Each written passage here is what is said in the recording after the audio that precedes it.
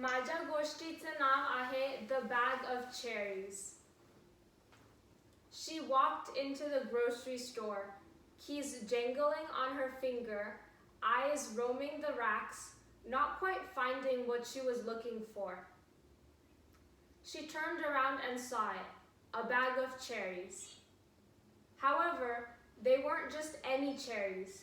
These were the deepest, richest red she had ever seen, and seemed to shine like rubies under the heavy lighting. Perfect, she thought, for the gemstone cake she was making. She quickly grabbed the bag and put it in her cart. After all, she didn't want anyone else taking her perfect bag of cherries. Some might call her attitude fanatical, since there was no real reason to be so worked up over fruit, but she was different. This was determination, not insanity, she consoled herself. After grabbing the remaining items she needed, she turned in the direction of the cash register. Just as she reached the checkout, she had a startling thought. What if the cherries were sour? Her entire cake would be ruined.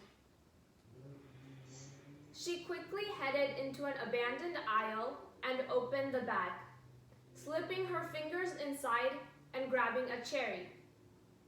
She plopped it into her mouth and bit into it. It tasted sweet, and she closed the bag and sighed in relief before heading to finally check out her items. Abruptly, a sharp pain emerged from the back of her head. She clutched her head in surprise when the sudden jolt of pain became a growing sensation. It led to her gasping as antlers emerged from her head.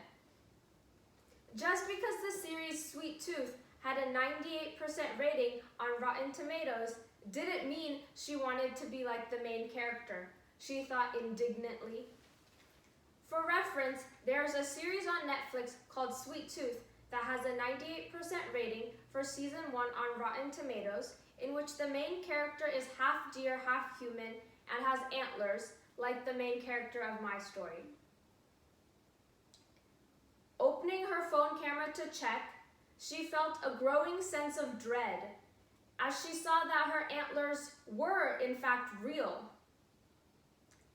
She stomped toward the register, anger clouding her thoughts, intending to deliver a scathing criticism. After all, where did they get the nerve to sell products that disfigured their customers? As she got to the counter, she prepared her complaint, as this sort of behavior could not be allowed in such a reputable establishment. But all her words died on her lips as she noticed the employee also having a slender pair of antlers herself. "Do you need something, ma'am?" the employee asked, a bored look on her face as she ate some chips from a bag bearing the store's logo. "Yes," she emphasized, "of course I need something. I have antlers now, and I don't want them. Get rid of them," she demanded. "Why?" the employee asked. "It's your fault for eating the cherries before paying for them anyways. With a global pandemic, we can't have customers opening packaged products and spreading germs that way." "Well, I was planning on buying it until antlers sprouted from my head," she screamed, absolutely indignant with how this conversation was going. "Well, are you still planning on buying it?"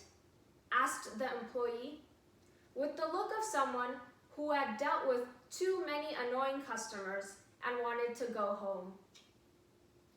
"No, of course not. What if I eat another cherry and I grow a tail or something?" she screeched.